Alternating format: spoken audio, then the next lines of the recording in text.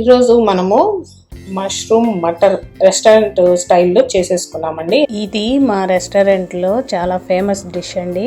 ఈ మష్రూమ్ మటర్ కి కావలసిన ఐటమ్స్ ఏంటి అని రెస్టారెంట్ స్టైల్లో మనం చేసుకున్నాము. అది ఎలాగో నేను చేసి చూపిస్తాను, చూసేద్దామండి. మష్రూమ్స్ అండి, ఇవి ఒక బాక్స్ అన్నమాట. పచ్చి బఠానీలు, క్యాప్సికమ్ తీసుకున్నాము. ఫస్ట్ మనం మష్రూమ్స్ ని క్లీన్ చేసుకోవాలి. కొంచెం సాల్ట్ వాటర్లో వేసి బాగా వాష్ చేసేసుకున్నాక మష్రూమ్స్ ని కూడా చూసారు కదా, ఇలా కట్ చేసుకోవాలన్నమాట. క్యాప్సికమ్ ని ఈ సైజులో మనం కట్ చేసి పెట్టుకోవాలండి. మష్రూమ్ మటర్ కి కావాల్సిన బాయిల్ చేయాల్సిన ఐటమ్స్ అండి ఇవి మనం బాయిల్ చేసుకోవాలి. ఈ టమాటోస్ ని కట్ చేసుకోవాలి.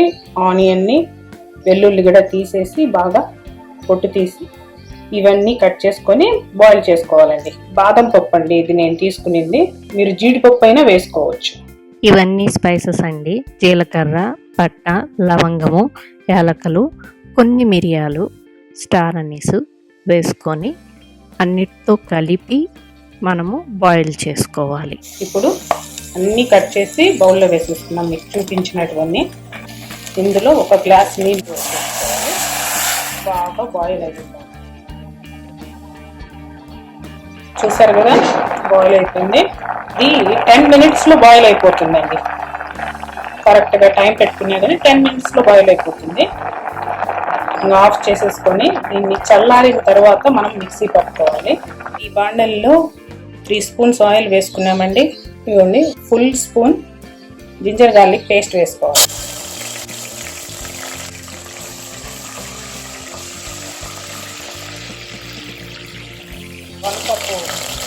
మటర్ వేసేసుకున్నామండి. అలాగే మష్రూమ్స్ కూడా వేసేసుకున్నాము.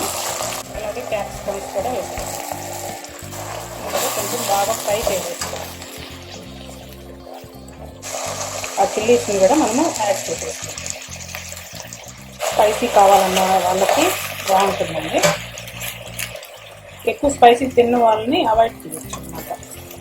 ఈ చిల్లీస్ని అంతా అవాయిడ్ చేయొచ్చు.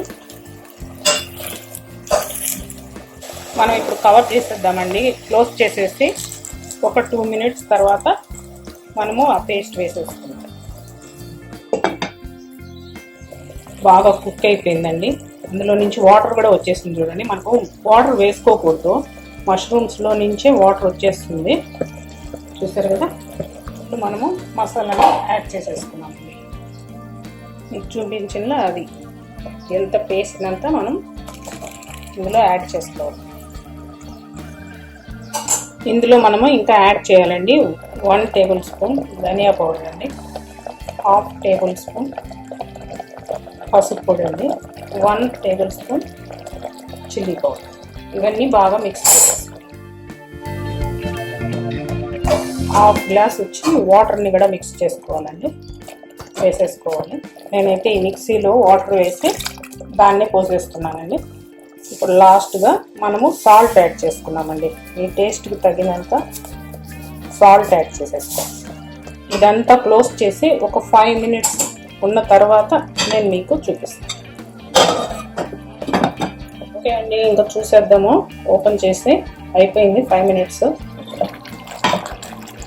కొత్తిమీర వేసేసి పైన చూడండి, మన mushroom matar restaurant style curry ready అయిపోయిందండి. మీరు టేస్ట్ చేసి ఎలా ఉందో చెప్పాలి. ఇది బౌల్లోకి తీసి చూపిస్తాను. ఇది మా రెస్టారెంట్లో చాలా ఫేమస్ డిష్ అండి. రెస్టారెంట్ ఫుడ్ అంటే అందరికీ చాలా ఇష్టం కదండి, అందుకే పిల్లలు కూడా బాగా ఎంజాయ్ చేస్తారు. మీరు ఈ బటర్ కూడా వేసుకుంటే పైన చాలా టేస్టీగా ఉంటుంది.